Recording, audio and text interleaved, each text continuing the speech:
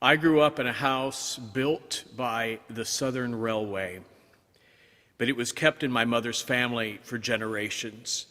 I used to dig around in the backyard against my mother's wishes. One day, my grubby little 8-year-old hands destroyed more of the grass and burrowed into the moist Georgia clay, and I struck something hard. Eureka, I thought. This must be more of those Cherokee arrowheads. No, it was bigger, much bigger. Though I hoped it was a treasure chest, it turned out to be my great-great-grandmother's tabletop. As beautiful as the day it was quarried and polished from over in Tate, famous for its marble. She had buried her tabletop there as Sherman and his troops marched through Georgia around 1864. She wanted to keep it safe as they worked up a bloodlust that would eventually burn Atlanta to the ground. She left her treasure buried for over 100 years, safe and sound. But 100 years later, we didn't particularly need a marble tabletop. My mother used it to display her geraniums and to keep them from draining directly onto our wooden veranda. My great-great-grandmother's treasure had lost its value. It was a missed opportunity to be useful or even relevant.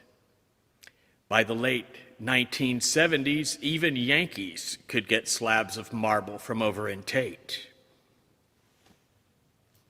Please pray with me. May the words of my mouth, may the meditations of every heart glorify you and be pleasing to your word, O God, our rock and our Redeemer. Amen. Our stewardship theme this year is engaging in the world together. It is very closely related to Matthew 25. Calvary, as you learned last week, is a Matthew 25 congregation dedicated, along with many other PCUSA congregations, to care for the least of these God's children. In today's lesson from Matthew 25, Jesus teaches a parable.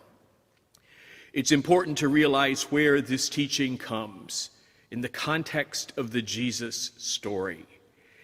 He is just about to climb up on that donkey and ride into Jerusalem, palms waving all around him. Matthew 25 comes toward the end, and that's what it talks about, the eschaton, the end times, when Christ returns as judge of the living, judge of the dead. More than a handful of people have recently expressed to me how they feel like we're living in an apocalyptic feeling time. Do you feel that way?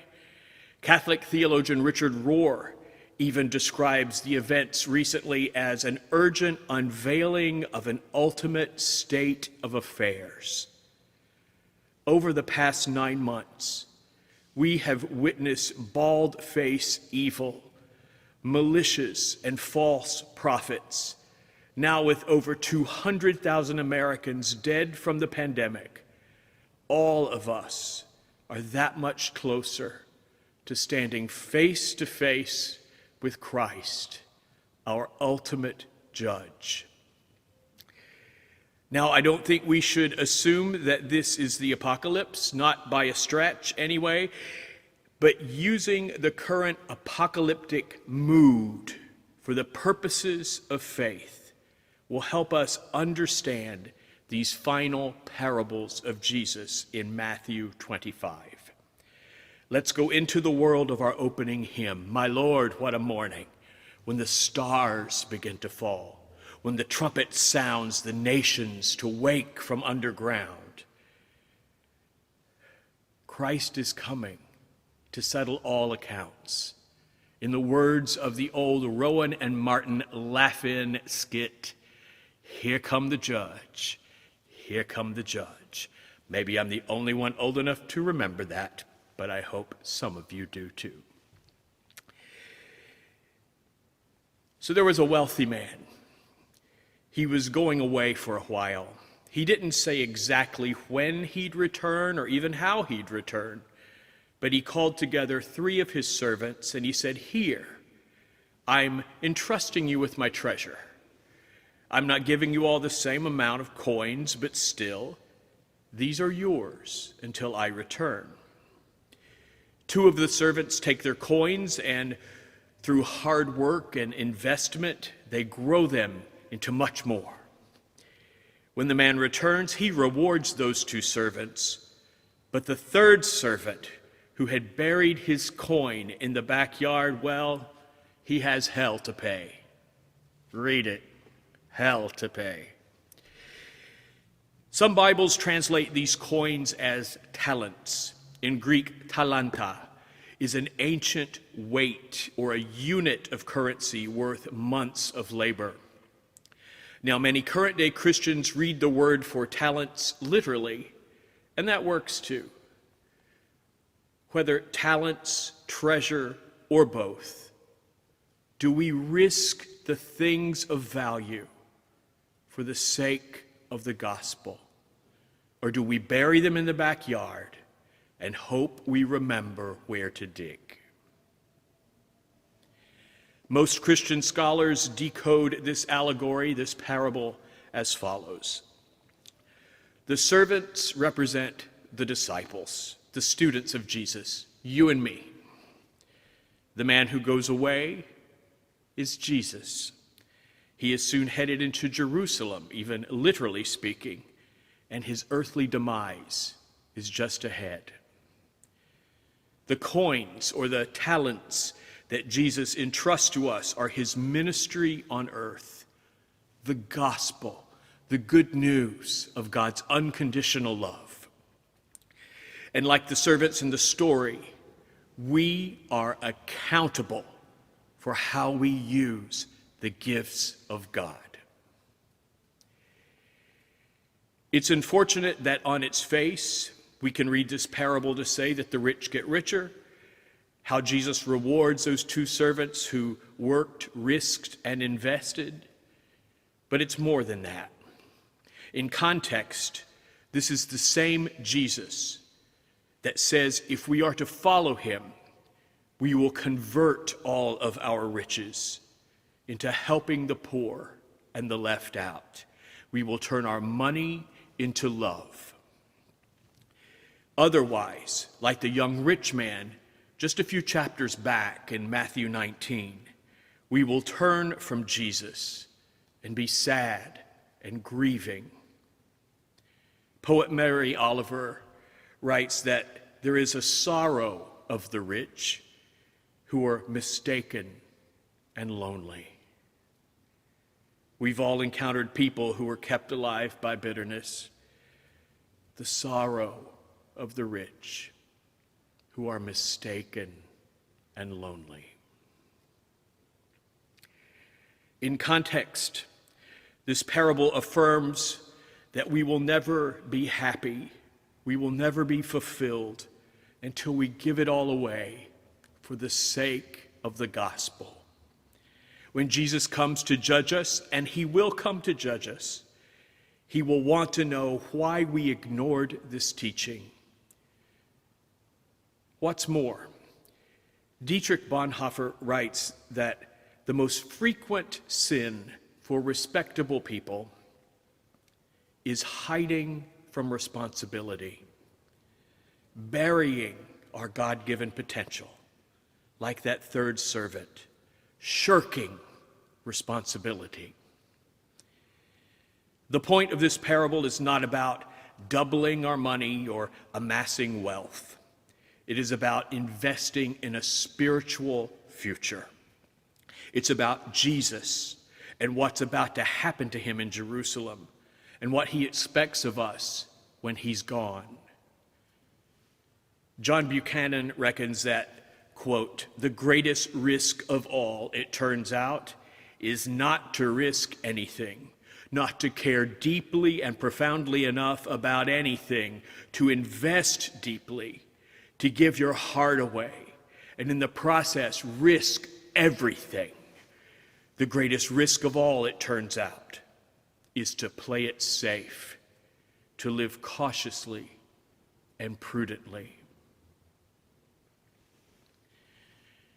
Besides, if you bury your treasure in the backyard, your uppity grandchild will someday out you on the internet and judge you for it. Don't be like that. But who cares how I judge you, how your neighbor judges you, or actually how you judge yourself? All that matters is how Jesus judges us. Jesus is our ultimate judge. Have you known the thrill of risking it all for the gospel? Have you ever been what Paul calls a fool for Christ? My husband Lou and I did something quite foolish a year ago. We decided to host a Guatemalan asylum seeker in our home. When we heard his story, how he had come out to his family in Guatemala, how his father and his brothers had tried to murder him, like Joseph in Genesis, how he just wanted to be free and to live honestly, we knew what the faithful response should be. We also knew that we were in no position, financially speaking, to support him, but we said yes anyway. The weight of responsibility was too great to ignore. A year later, Pedro, Peter, as he likes to be called, is now the son we never knew we wanted, but we love him. He is our family, and we can't believe how much we needed him. Love is flourishing in our home, and our bank account, surprisingly, is really okay for us. Faithful choices, it turns out, do not bring ruin. Risking it all for the sake of doing the right thing is more than its own reward. My mentor and my friend, the late Reverend Elder Frida Smith, was a Northern California evangelist. She was born into the Nazarene Church, and she, like Peter and so many, when she came out, she suffered the consequences. She died in December at the age of 84. Her ministry now spread all over the world, and this is what she calls her final prayer. When I stand before God, my judge, at the end of my life, I would hope that I would not have a single bit of talent left, that I could say I used everything you gave me. This is the call of today's lesson, to stand like that fearless girl on the bulletin cover, sure in the knowledge that scarcity and fear are not of God. In a very stark sense, today Jesus says, use it or lose it. If you've buried your gifts, go dig them up. Here come the judge. Use all you have and all you are for the sake of unconditional love and the gospel. And may we hear the voice of God on that final day say, well done, good and faithful servant. You have been faithful over a little. Now I will put you in charge of much. Come and celebrate with me. Amen.